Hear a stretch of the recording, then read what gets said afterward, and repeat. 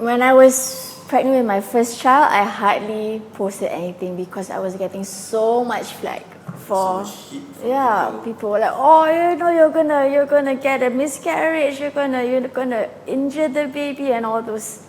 I'm not paying you for your opinions, sorry. Hey everybody, welcome to the Daily Muscle podcast show. And today I'm really excited because I have two friends with me and we met through Instagram. It inspired me because it's not always you go online and you see a couple that makes no excuses. They are in the gym, rain or shine, doing what you have to do. All this while juggling two children, juggling career, they've got full-time jobs.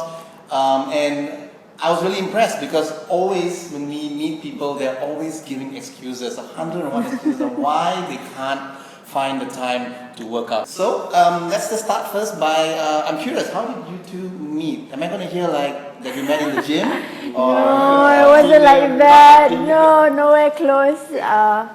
We met, I think officially we were introduced to each other in 2007.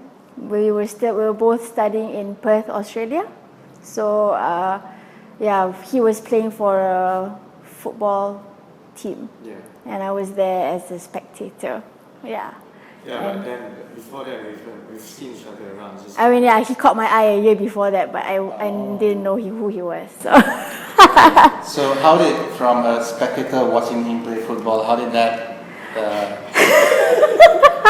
Okay, we remained friends until we both came back to KL, and then we met up again in 2012, and then that was when somehow or other we started dating then and there. And who went after who? He went after me. That's okay, I needed to. That's how I remember it. Well, you were flexing your biceps when you were serving me cupcake. Great. So you've known each other for a while. Yeah. And then you got married at which year? 2014. 2014 you got married. Now, when you guys got married, were you like already going and working out together? How did the workout thing come about? He started doing CrossFit before, when he was in Perth. Yeah, I started doing CrossFit in Perth. I was introduced to CrossFit by my former housemates, my good friends now. Whenever they come back from summer break, they tell, that's his gym, that opened up in Malaysia, and CrossFit is an up and coming sport, right? So they would tell me, okay, the components of it, what you actually do. So at first I was quite skeptical of trying it out because I was doing all those Ironman strength training kind of training. So this is you in Perth, but you're hearing about your friends training in Malaysia and doing CrossFit. And was it District 13? No. Which gym is this? This was Pushmore. Pushmore? Yeah, they started training in Pushmore whenever they go back here for the summer. So when they go back, they would tell all these good stories about CrossFit, right? And they would show me, some of the movements. They would be doing, at their own corner at the gym, because we used to train in fitness first in Perth. So, at first I was like I said, I was skeptical about it. I said, there's so much components going into one, one routine, one circuit. But after a while, I just thought, maybe I should just give it a shot. Just try it out, see what's so fun about this. CrossFit. Yeah. And then he did the same to me lah. How did he bring you to CrossFit? When we started dating, he kept talking about CrossFit. And I was just your typical gym goer who just goes to the gym, runs on the treadmill, does a bit of all those exercise on the machines. I pretty much hit a plateau in my fitness at that time, and I hardly did any weights. And when he kept telling me about CrossFit, when I first saw him, he was really buff. Now he's a lot leaner, but he was really buff. I'm like, I don't want to look like that. In football, so you had to. I also play football as well, yeah. But also that the perception of girls carrying weight. So I still had that perception in my head because you've pretty much been groomed or programmed to think that way because you watch TV, you see all these like Malik Noor, that's looking like beast, You you don't know. want to look like that. Yeah. So he kept pestering me. Then I'm like, nah, until after we got engaged. And then he's like, just try it. So even while dating, you never went? No, but we dated for only about 6 months until we got engaged. Yeah. Yeah, So so it's quite express for us. because we knew each other for a long time anyway, so yeah. So So you got engaged and then you finally decided to yeah, settle a down. month after, 28th of May, And then again, exactly. you wanted to start training because you wanted to Also prepare for the wedding. wedding, yeah, because I was slightly on the heavier side when we were dating. Okay. So So you were willing to give CrossFit a try because now you had a goal, you got engaged, Yes. wedding coming up soon, yep. right? And after the first workout, it was a very basic bodyweight WOD. It was just, I think, squats, box step ups, and something else. I can remember. It was a 3 movement. The next day, I just felt like, oh my god. How do you keep on training? Yeah, I was like, what is this? I didn't do much. And yeah, but and then he kept encouraging me. You know, then he started introducing new movements and all that. And then from there, that's how the love affair with CrossFit started. Yeah. Well, it took a while, it didn't happen after one workout.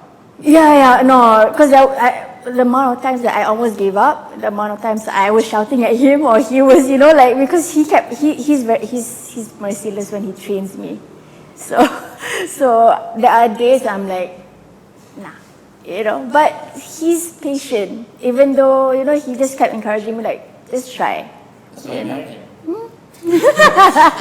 Correct. So, but if not for him at that stage to keep encouraging you to, now say, let's give it a shot, let's go again, you think you would continue? I don't know. Honestly, I can't really tell. I think the fact that he was the one encouraging, and like at that point I was on the heavier side, and he was really fit. So I felt like, oh my god, I better look good beside him as well. And one of my other motivations to actually push myself to work out, it was very aesthetics driven. Because our friend here received a text message from an ex saying, please tell your girlfriend to lose some weight. Yes. Yeah, but I mean, that was like one of the major pushes for me. That helped. You take It something helped. that makes you angry. Oh, yeah. To feel. But then, like, so it started off being very aesthetics driven. But then after a while, it's more of a therapeutic thing for me. After a while, as I got into it, it was no longer about being skinny or being, it's no longer that anymore. Yes. Well, it often starts like that. So, what made you start going to the gym? Was it because most guys will say, I want to look buff and I want to impress the girls? And was that how it started? Because nobody I know goes to the gym and says that I want to be healthy and have a strong heart, so let's join the gym tomorrow. That usually doesn't happen. So, what was your real reason for starting? Okay, for starting, aesthetics, yes, definitely. It's one of the good. But then again, because I have always been an athletic person, I play sports, even since childhood, sports, football, track and field, So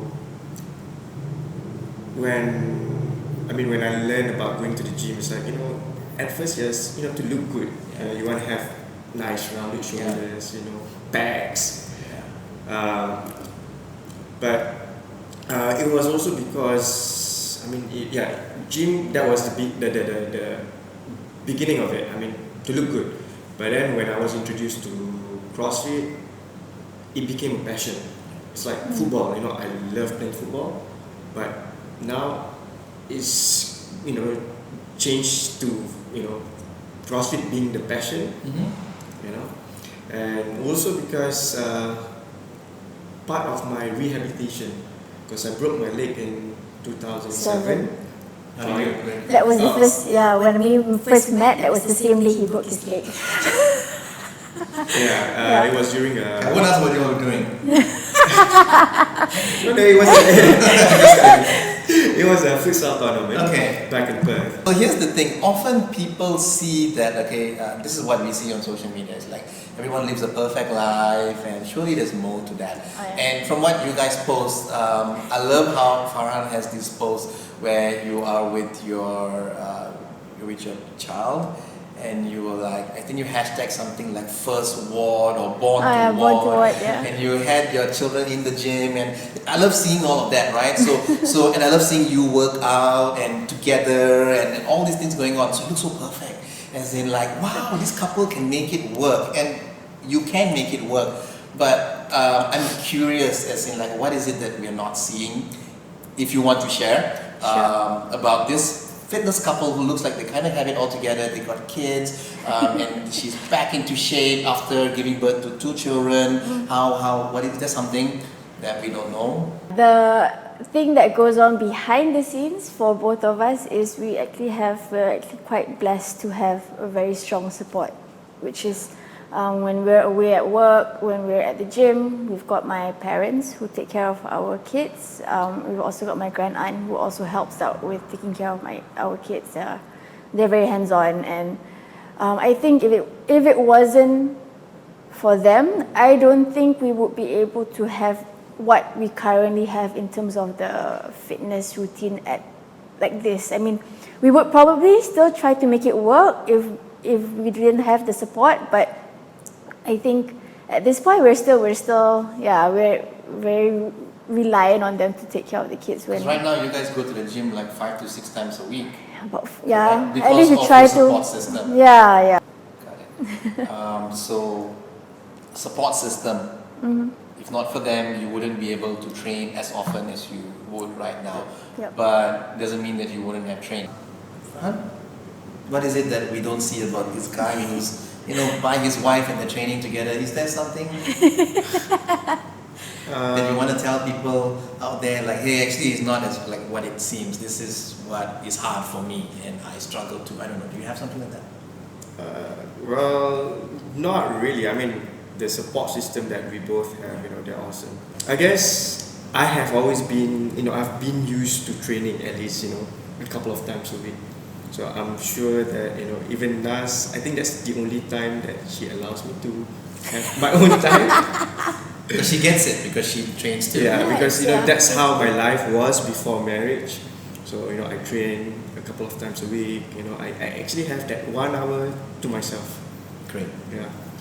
And you are big on wanting to help women get started with Yeah. their fitness. Very much.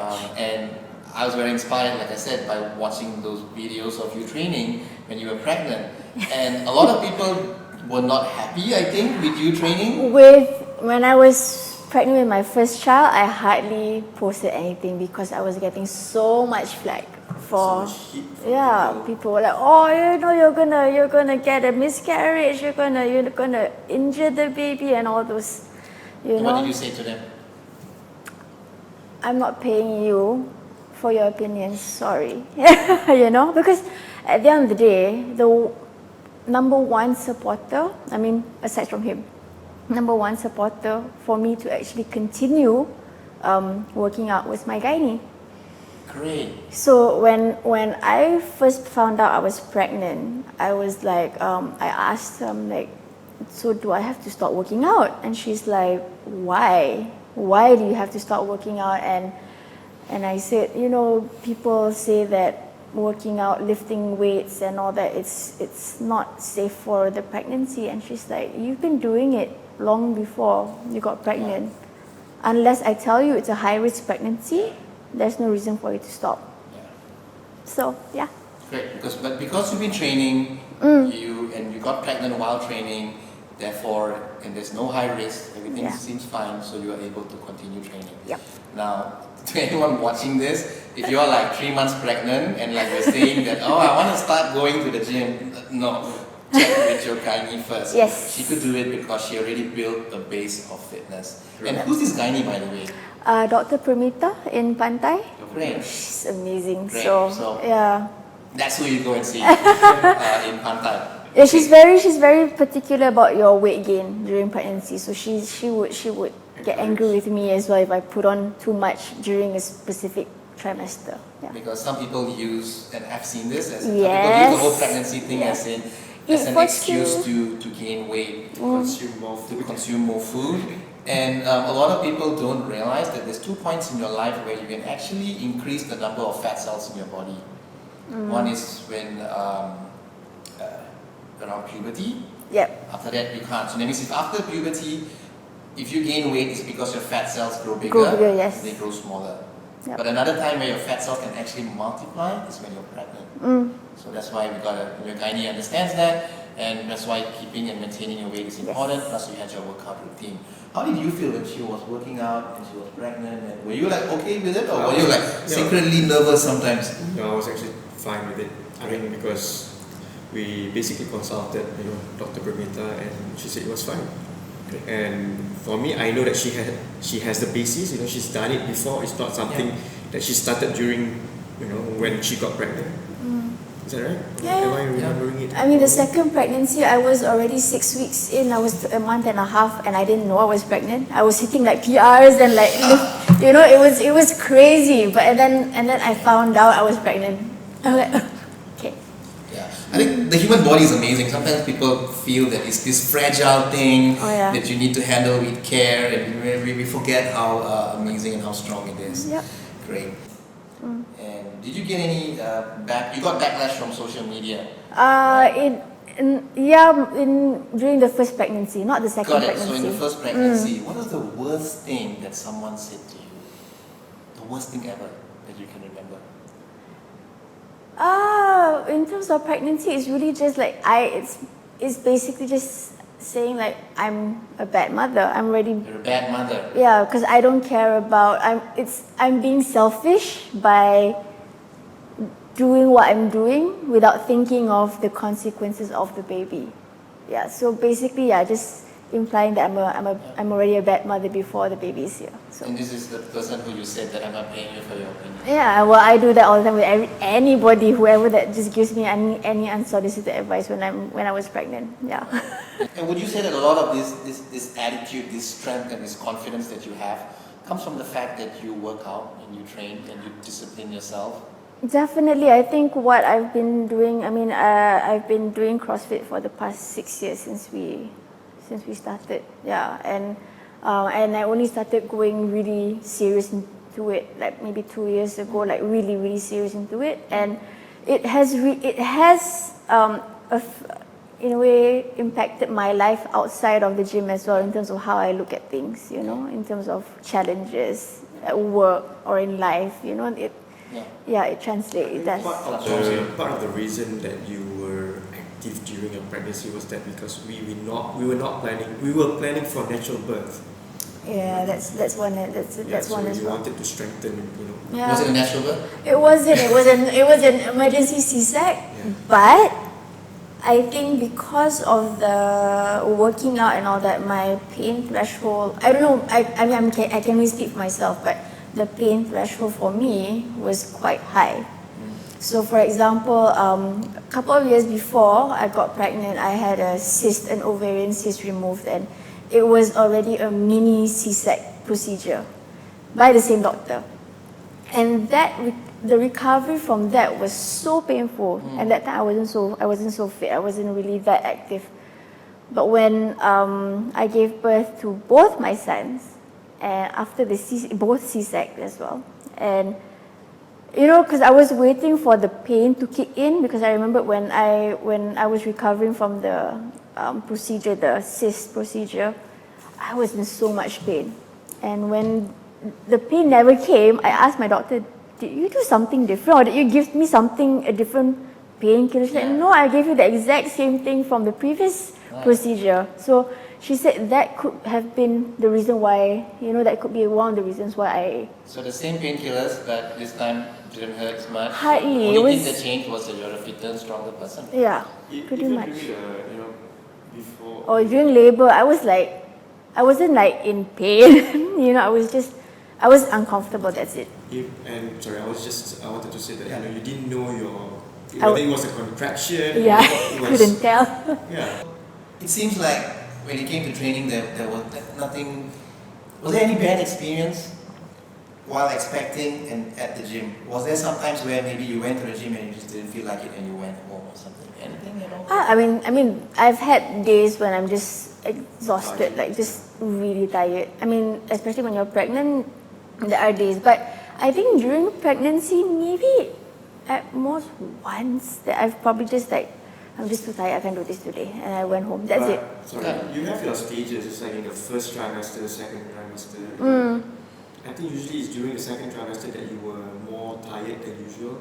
I think that it was Is the it the final. third? It's the final It's when final. everything was so heavy. Yeah, at that point, everything was already aching a bit more. But the thing is, I kept going because even sometimes the other I really don't want to go, but once you get that workout in, you feel so good after. Sure. You know, so I usually sometimes when things, I will always have to tell myself like, you're gonna feel better after. Just do it. You know. This is for the long term. Great. Yeah. And did your trainers have to, so when you were expecting and working out, you were at D13, right? Yes, At District yes. 13, with ID and Matt, and those guys are great. So with those guys there, did they have to do anything different with you because you were pregnant? Did they have Oh, to adjust definitely. Yeah. So I remember when I spoke to ID and Matt, I remember giving ID like some reading materials. There are like guidelines for CrossFit training while you're pregnant, and so every trimester there's a guideline for the movements. For example, like maybe the first trimester you can still do sit-ups, and then once you move on, and then you can still do your double unders and all that, and then once you move into your second trimester, you should take a step back from your sit-ups because you get the separation of the muscles and all that. Yeah, so they were very supportive in that sense, and also they would make sure I scale back accordingly. So on days when I feel like I can do this, they'll say, okay, go ahead, but don't overdo it. You know, they always tell me the minute you feel that it's too much, scale back. You know, so totally fine. And they were very observant. Oh yeah. That's great, and I think you might even make them nervous sometimes, right? Of But course. that's the thing, it's very important. So to anyone watching this, you got to realize that even though Nass was training, it was supervised training. Yes, She never went alone and did her own thing. So Tightly. you got to find a group of people to support you, support system. Yep. She had coaches who would look out for her as well, and Yep. that's why you could do it confidently. That's why you also probably had a peace of mind. She's like, no, the guys are there. They're going to make sure she doesn't injure herself. Great. What advice would you give to moms out there who are like now freaking out and still thinking that you're a bad mother? Why did you do that? What would you say to that person right now? Look at me. I mean, like, You're fine. I'm here. My kids are fine. I've got two beautiful boys. I feel great. You know, yeah. Great. Yeah. And what about those who are watching this right now and thinking that they're nervous? Okay, they're maybe 2 weeks pregnant, but they're just like you. That means they were already training, but they're nervous. What should their next step be? Talk to your gynae. If your gynae tells you to stop working out because it's a high risk pregnancy, then you have to. You have no choice. But if your gynae says you can, but concentrate on more low impact exercises, because for some reason some gynaes prefer low impact. I don't know whether my gynae really knows how much weight I was carrying, but yeah. You might have freaked her out. I don't know. Yeah, so, but I think the important thing is, especially when you're pregnant, you should be moving a lot. Yeah. Keep moving. As long as you keep moving, it's fine. You know, I mean, yeah, because it does help with the labor. It does help with the whole delivery, recovery, and all that. So I would check with the gynae. Don't just Google or listen to your neighbor or listen to someone's friend. They said don't do it. don't listen to me either. You know, yeah, you know, this is her story. Yeah, exactly. And that Yeah. works for her. Exactly. So for you need to check with your gynae. And Farhan, what advice do you have to the husbands out there who are saying that you stay in the house, you take leave, you don't do anything, you just sit there and watch TV because you're pregnant, you're fragile. There are husbands out there like that. What would you say to them? I would say that be supportive, encourage, lead by example. Don't just preach, but you're not doing the same thing. So in that way, your wife will actually, your partner will actually listen to you in a way, lah. You're probably more enthusiastic about going to the gym or working out, right? Yeah. Then you reap the benefits. It's just the 3 key points: be supportive, encourage, and lead by example. Supportive, encourage, lead by example. Love that.